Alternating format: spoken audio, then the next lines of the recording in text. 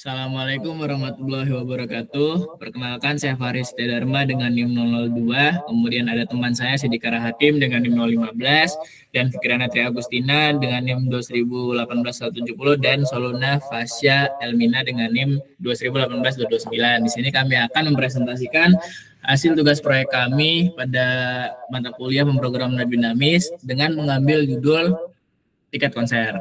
Nah, untuk penjelasan pertama akan dijelaskan oleh Mbak Soluna. Waktu dan tempat saya persilahkan. Baik, untuk pertama saya akan menjelaskan mengenai database yang telah kami buat yang diberi nama dengan web ticket. Di sini terdapat 3 tabel. Tabel yang pertama admin, user, dan user order. Pada tabel pertama, tabel admin, di sini terdapat ID, user name, dan tampung data dari admin. Password yang digunakan di sini merupakan penggunaan dari hash. Kemudian pada tabel user, di sini terdapat ID, username, nomor WA, email, dan password dari user itu sendiri. Kemudian pada user order itu terdapat beberapa data yang diinputkan untuk mendaftar atau membeli tiket konser. Dilanjutkan dengan tampilan pertama, di sini ada login admin.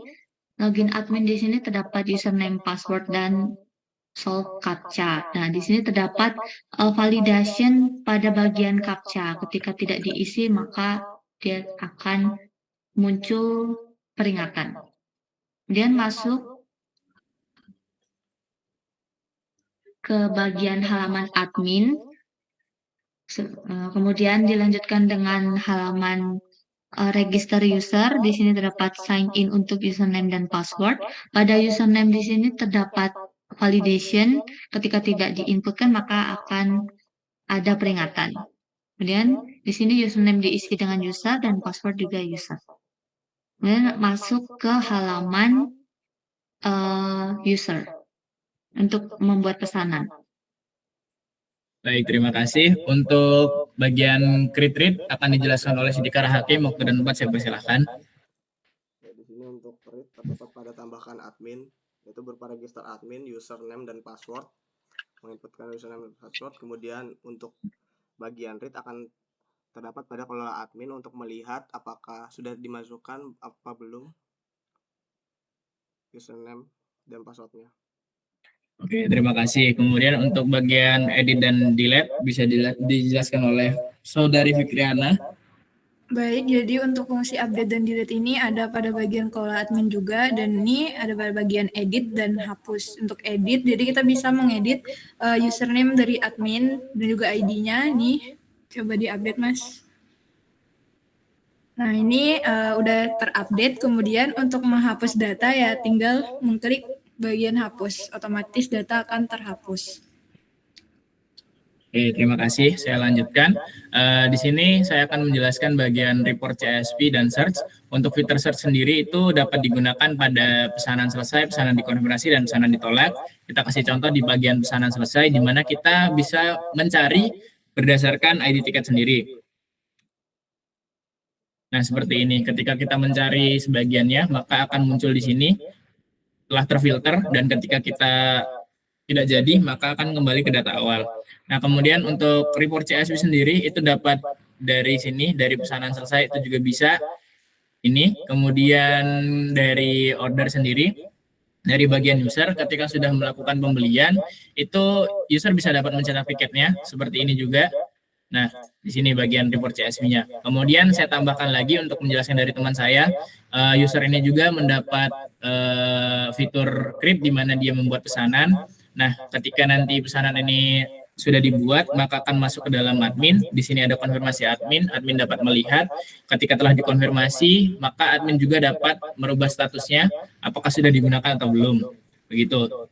Nah, kemudian menambahkan juga untuk fitur session yang kami gunakan di sini itu terletak pada admin, di mana admin ini ketika sudah mengakses indeks itu tidak bisa kembali dipaksa ke dalam form loginnya. Nah, oke.